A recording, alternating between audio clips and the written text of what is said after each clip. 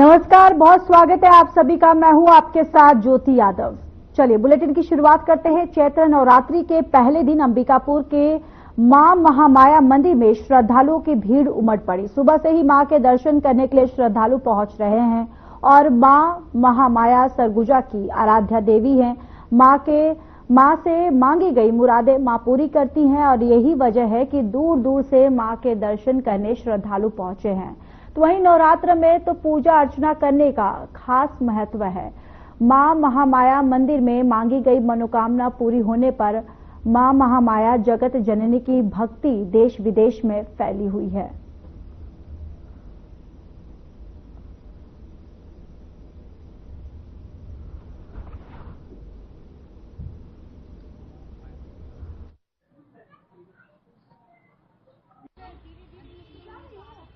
मां महामाया आदिशक्ति स्वयंभू मां महामाया हमारे यहाँ है और दो मूर्ति अंदर आप दर्शन करते हैं।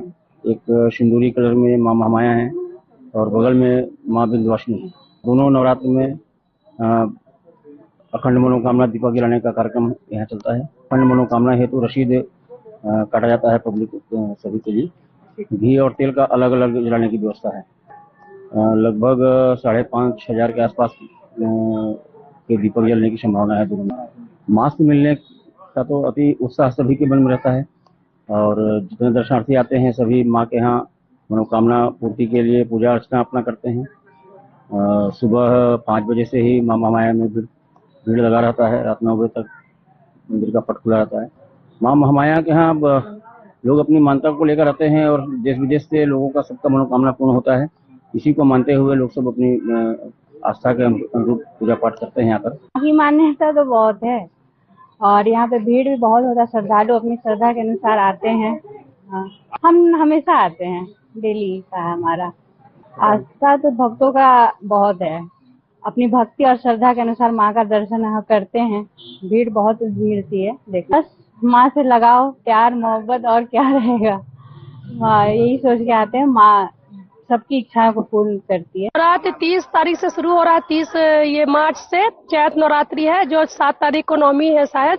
और भीड़ तो इतनी रहती है कि क्या बताएं। पूरे छत्तीसगढ़ के तो आते ही और दूर दूर बाहर से भी आते हैं क्योंकि ये सिद्ध देवी हैं। इनसे जो आप मांगिए पूरी मनोकामना करती हैं। बहुत ज्यादा बहुत हम लोग को तो 9 दिन पता ही नहीं चलता कि कब शुरू हुआ कब खत्म हुआ। हम लोग भी यहाँ भोर में 4 बजे निकल आते हैं। यहाँ बैठे रहते हैं 1-2 घंटा बढ़िया। डेली आते हैं हम लोग मॉर्निंग में ही।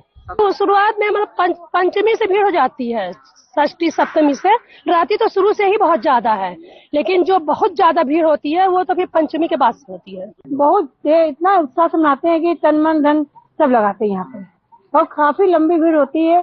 लोग इतनी लाइनों में रहते हैं कि मतलब कि माँ का दर्शन हो जाए वो 12-2 बजे खड़े रहते हैं यहाँ पे। पूर्ण आस्था है यहाँ पे। यहाँ पे बहुत दूर से लोग आते हैं, उनकी मनसा पूरी हुई है। मैंने आंखों से देखा है कि जो बोलते हैं कि मतलब कि नहीं होती है मगर इनकी आस्था नाम लेने से हो जाती है। मैंने खुद ही आजमाया माँ से। बहुत ज्यादा ही महत्व होता है, बहुत ज्यादा ही। इनकी कोई संख्या नहीं इनकी महिमा की तो माँ की।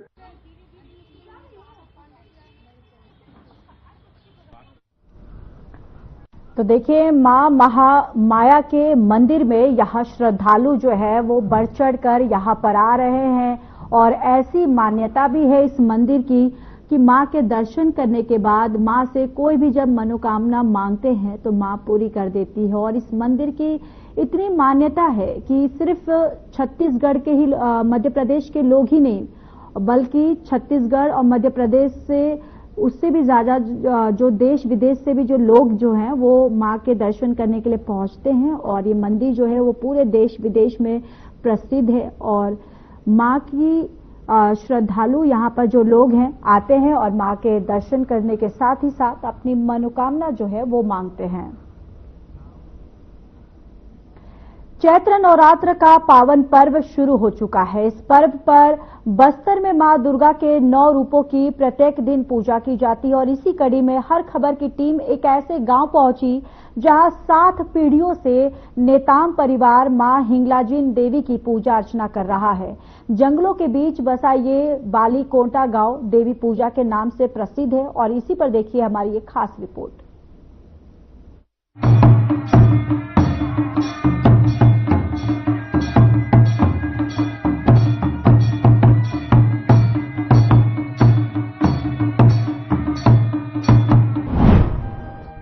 हिंगलाजिन देवी की है काफी मान्यता।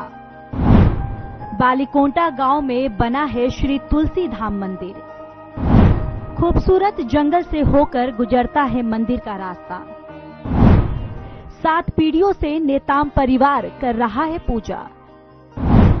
नवरात्रि में भक्तिमय हो जाता है माहौल।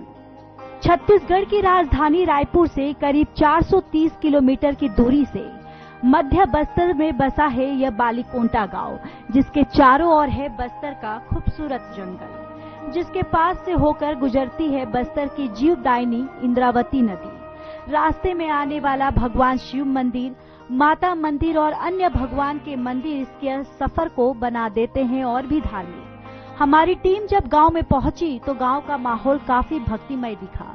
मंदिर में बज रहे बस्त्रियां मांदर, तूत बुड़ी और बस्त्रियां मोहरी की ध्वनि जो पूरे मंदिर में गूंज रही थी, उसने मन मोह लिया।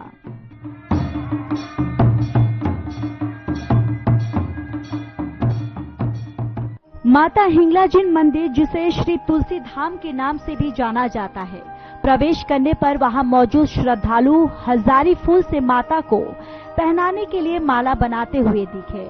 कहा जाता है कि बस्तर में होने वाले हर एक देवी कार्य, पूजा और किसी भी प्रकार के शुभ कार्य में हजारी फूल का अनिवार्य रूप से उपयोग किया जाता है। मान्यता है कि माता के चरणों पर चढ़ने वाला 1 हजारी फूल एक बकरे की बलि देने के बराबर होता है।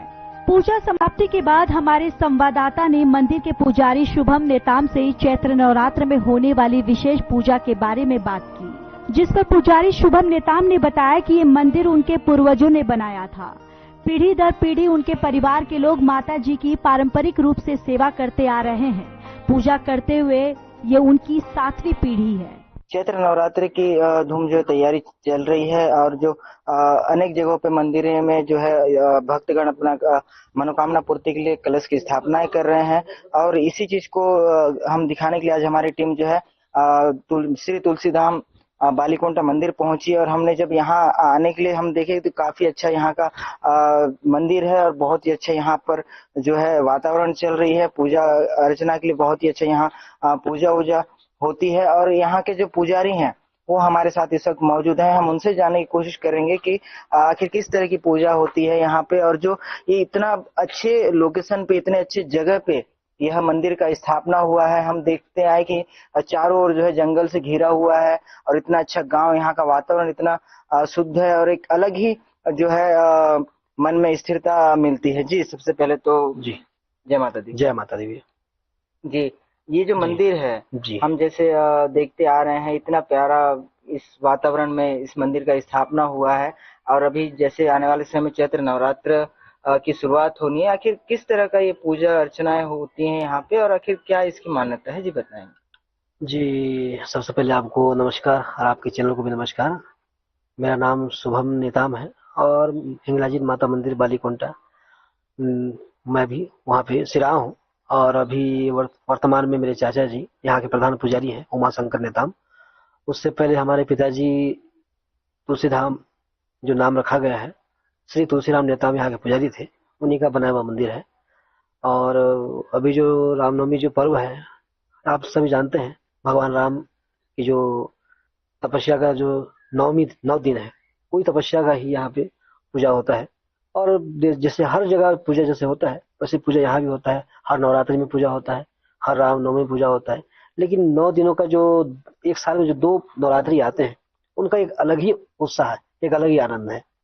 और विधि विधान से हमारे यहाँ पंडित जी हैं, रामेश्वर जोशी जी, तितर गांव के हैं, उनके द्वारा यहाँ पे अष्टमी का नवरात्रि रामनवमी का पूजा यहाँ पे होता है विधि विधान से। जी, जैसे कलश यात्रा से पूजा की शुरुआत होती है जी, उसके विधान क्या है, उसके विधि के बारे में कुछ बताएं। जैसे देखा जाए तो भैया विधि और विधान जैसे हमारे पंडित जी लोग हैं वो लोग करते हैं। विधान तो ऐसा है कि हमारे पूर्वजों द्वारा जो चल रहा था नियम कि हमारे जो तालाब है, हमारे जो पूर्वजों का तालाब है हमारे गांव का, वहां से 7 कन्याओं द्वारा मटके में पानी लाना। और माई जी का जो प्रमुख जो कलश होता है वहां पे 7 कन्याओं को लाया द्वारा जो जल लाते हैं वहां पे अर्पित करते हैं। फिर 5 आम का पत्ता जो होता है 5 वहां लगाते हैं, जवारा बोया जाता है। फिर वहां पे ऊपर में चाहे शक्ति अनुसार, अगर कोई घी के जलाता है तो कोई तेल का जलाता है। और वहाँ पे पंडित द्वारा मंत्र, वैदिक मंत्र द्वारा उच्चारण करके गौरी पूजा, गणेश पूजा और नवग्रह पूजा, गायत्री सावित्री पूजा, ये सभी पूजा करने के बाद माई जी का आह्वान करके वहाँ पे दीप प्रज्वलित किया जाता है।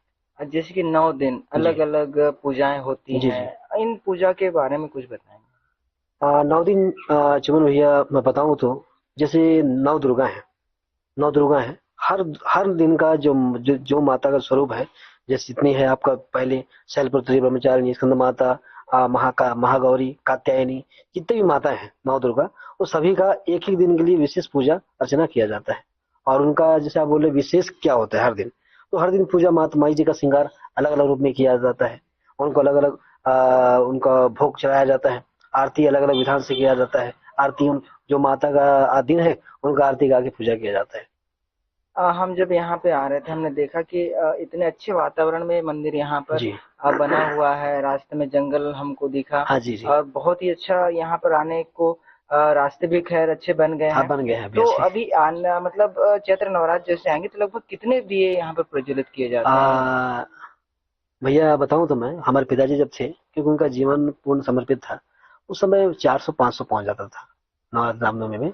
लेकिन पापा के देहांत के बाद, हमारे पिताजी के देहांत के बाद थोड़ा सा रुझाव कम हो गया। मैं भी अपनी जीविका के लिए वकालत करता हूँ और आधा ज्यादा समय मेरा मंदिर में ही जाता है। कुछ समय जो बच जाता है थोड़ी देर मैं अपना जीविका के लिए चला जाता हूँ। बाकी मेरा एम है कि अगर व्यवस्थित हो जाएगा, जिस और जो सपना है तुलसी धाम का व्यवस्थित हो जाएगा, तो पूर्ण रूप से मैं समय माई जी को दूंगा, क्योंकि मेरे पीढ़ी करते आ रहे हैं, तो मैं भी चाह के भी मैं नहीं छोड़ सकता। हमने जब लोगों से बात किया तो उनका कहना ये था कि जो है अभी उन्होंने आप इसी प्रांगण में जी है ना, भक्तजनों के लिए आप एक सैया भी बनाने की तैयारियां कर रहे जी हैं। जी। आखिर वो किस तरह से रहेंगे, निःशुल्क या फिर उसके लिए कुछ शुल्क? नहीं चमन भैया, यहाँ पे कोई निःशुल्क, मतलब कोई शुल्क नहीं है, सब निःशुल्क है। उल्टा हमारा सौभाग्य है कि हम किसी को यहाँ पे उनको रहने के लिए व्यवस्था कर पा रहे हैं। और जैसे कि पूजा के बारे में हम अगर आपसे जानना चाहेंगे तो विशेष पूजा कब कब की जाती है? विशेष पूजा शनिवार के दिन, पहले हफ्ते में 2 दिन होता था, मंगलवार और शनिवार। उस दिन माई जी को आह्वान करके देवी बैठाने का जो हमारा परंपरा जो चल रहा है पूर्वजों से, बैठाते हैं। और हर प्रकार के लोग आते हैं, तो उनको उनके हिसाब से जो समस्या है वो लोग सुनने के लिए माई जी का दरबार लगाते हैं। और यहाँ पे सात्विक पूजा होता है। यहाँ बलि प्रथा, माई हिंगलाजिन में बलि प्रथा हमारे यहाँ नहीं है, पहले से नहीं चलते आ रहा है, तो अभी भी बलि प्रथा नहीं है। केवल फूल पान से ही माई जी को, दूध दही से ही उनका अभिषेक करके, उनको भोग चढ़ा के, जो भी घर में जो जो सामान्य जो भोग बनते हैं उसी हिसाब से उनको भोग अर्पित करके पूजा किया जाता है। हमने लोगों से सुना है कि यहाँ पर जो है विवाह भी करवाया जाता है। जो गरीब जन जो रहते हैं उनका भी जो है आप यहाँ पर विवाह करवाते हैं। आखिर वो किस तरह की? जैसे रामनवमी में एक अष्टमी का पूजा होता है चुमन भैया, उसमें क्या होता है, अगर कोई जो असमर्थ है तो वो लोग बिल्कुल हिंगलाजी माता मंदिर बालीकुंडा आके शादी के लिए अपना प्रस्ताव रख सकते हैं। तो हम लोग क्या करते हैं, दोनों वर पक्ष के वधु पक्ष को देखते हैं, सुनते हैं। अगर कोई आपत्ति विपत्ति नहीं है तो जितने उपवास के लोग हैं सब लोग उनको बिठा के, जो शादी का परंपरा है, मंडप बना, बकायदा मंडप बनता है उस दिन।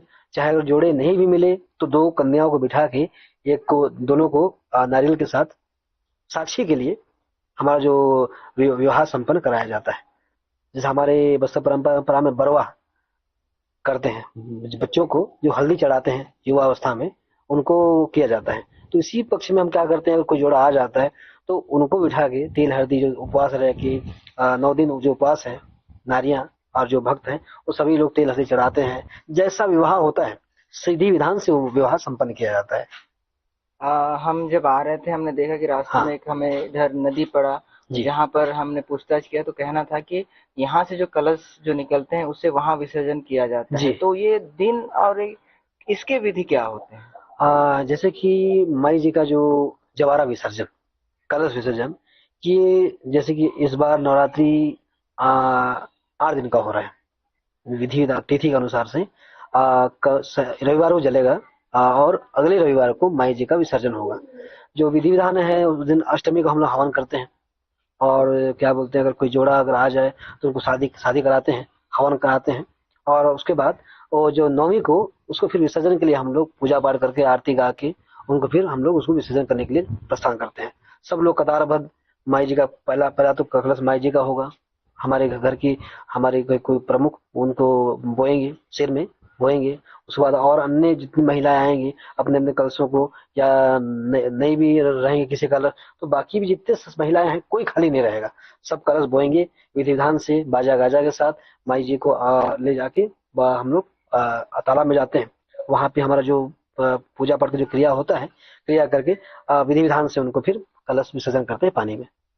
उसके बाद की प्रक्रिया क्या होती है? उसके बाद जब विसर्जन हो जाता है तो किसी किसी को माई का आवरण भी आ जाता है, तो पानी छिड़क के शांत कर देते हैं, तो फिर वो वापस आते हैं और भोग लास्ट में माई जी का भोग प्रसाद को ग्रहण करके उपवास का व्रत तोड़ा जाता है। ये रहता है। ये थे हमारे साथ श्री तुलसी धाम बालीकुंटा मंदिर के पुजारी, जिन्होंने हमें इस चैत्र नवरात्र के सारे विधि विधान बताए और उन्होंने एक एक दिन के बारे में बताया, किस दिन किस तरह की पूजा की जाती है। और काफी अच्छा यहाँ का जो है माहौल यहाँ पर देखने को मिला। हम जब यहाँ पर आ रहे थे हमें बहुत ही एक अलग ही सुकून मिला। मान्यता है कि माता हिंगलाजिन मंदिर में लोग अपनी मनोकामनाएं लेकर आते हैं। माता अपने द्वार पर आए भक्तों की अरदास को सुनती है और जब श्रद्धालुओं की मनोकामना पूरी होती है तो वे चांदी का छत्र चढ़ाते हैं। हर साल नवरात्रि में काफी संख्या में लोग दर्शन करने के लिए यहाँ पहुँचते हैं। अगर आप भी बस्तर जाए तो माता हिंगलाजिन मंदिर जरूर जाए, और अगर आप नवरात्रि के मौके पर माता हिंगलाजिन मंदिर पहुँचे तो समझ जाइएगा कि माता ने खुद आपको बुलाया है।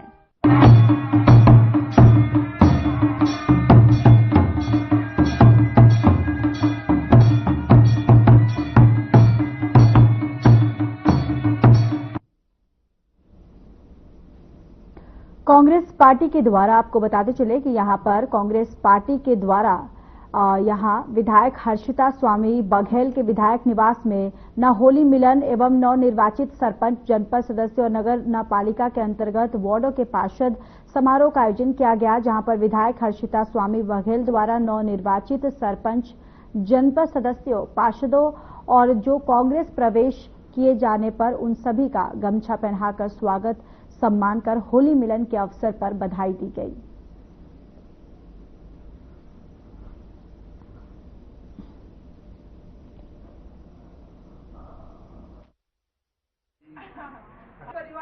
आज हमारे डूंगरगढ़ शहर और ग्रामीण का संयुक्त बैठक था और बैठक के साथ साथ यहाँ पे कुछ समय पहले भी होली का त्योहार गया, तो होली त्योहार में हम सब मिल नहीं पाए थे, तो होली मिलन का भी कार्यक्रम रखा गया।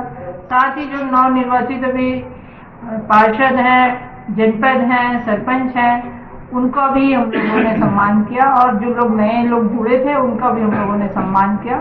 साथ साथ आज जो 1 महीने चुनाव के हो चुका है, लगभग 1 महीने चुनाव के बीच में बजट सत्र के कारण हम लोग एक जगह बैठ के वार्तालाप या समस्याओं को या चुनाव में किस गति से हम लोगों को काम करनी थी, क्या क्या व्यवस्था करना था और यह करना चाहिए, ऐसा हमारी समीक्षा भी हुई। और साथ में हम सबको सम्मान करते हुए आने वाले समय में नई रणनीति कैसी बनानी है, कैसा काम करना है, इस सब में हम लोगों ने विस्तार से चर्चा की।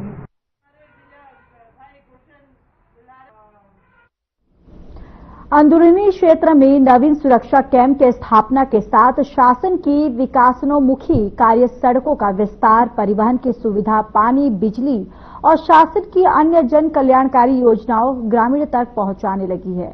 सुरक्षा बलों के ग्रामीणों के साथ हो रहे सकारात्मक संवाद, सामुदायिक पुलिसिंग के तहत दी जा रही कल्याणकारी योजनाओं की जानकारी और छत्तीसगढ़ शासन की आत्मसमर्पण और पुनर्वास नीति के व्यापक प्रचार प्रसार से माओवादी संगठन से मोहभंग हुआ। बताते चले कि 1 जनवरी 2024 से अब तक 656 माओवादी गिरफ्तार किए गए हैं और 346 ने आत्मसमर्पण किया है और अलग अलग मुठभेड़ में 141 माओवादी मारे गए हैं, जिसमें 1 जनवरी 2025 में अब तक माओवादी घटना में शामिल 153 माओवादी गिरफ्तार हुए हैं। 157 माओवादियों ने आत्मसमर्पण किया है और जिले में अलग अलग मुठभेड़ में कुल 83 माओवादी मारे गए हैं।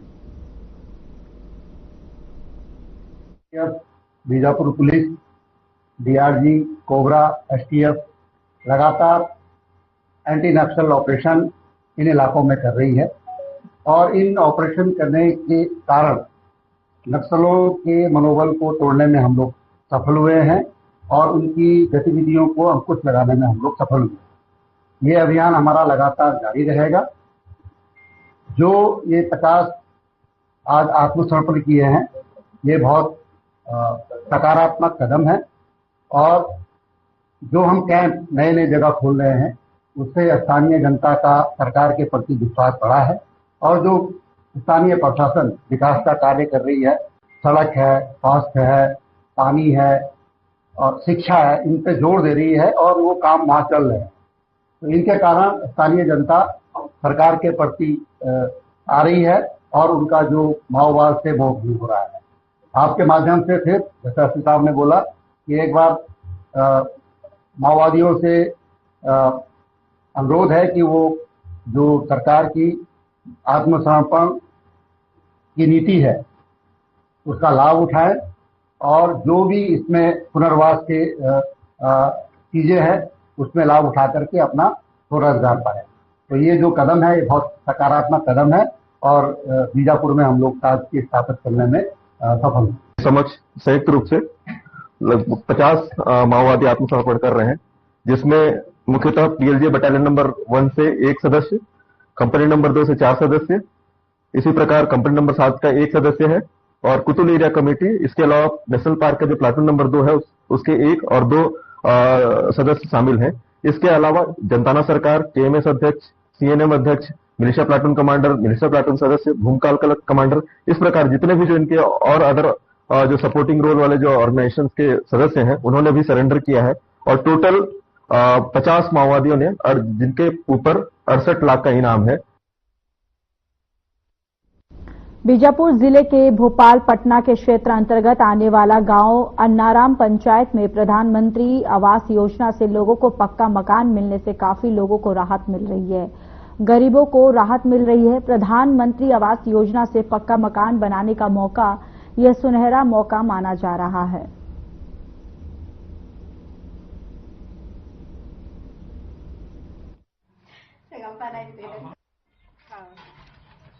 ग्राम पंचायत कोत्तूर और आश्रित ग्राम भी कोत्तूर है। यहाँ पे अटम सुधाकर का मकान आवास योजना से बनाए हैं, उसी का उद्घाटन करने के लिए आए हैं। आंगनबाड़ी मैडम लोग, वार्ड पंच और मुखिया, गांव के सरपंच, सचिव, हम लोग उद्घाटन करने के लिए आए हैं और उद्घाटन किए हैं। तो आपके कार्यकाल में कितने मकान कंप्लीट हो चुके हैं अब तक? अभी तो पुराना मकान 30 है। 30 में और 2-3 टन और बाकी है। वो जल्दी खत्म हो जाएगा, कंप्लीट होगा। अभी नया अभी चालू कर रहे हैं वो भी। चलिए, इस बुलेटिन में इतना ही। नमस्कार।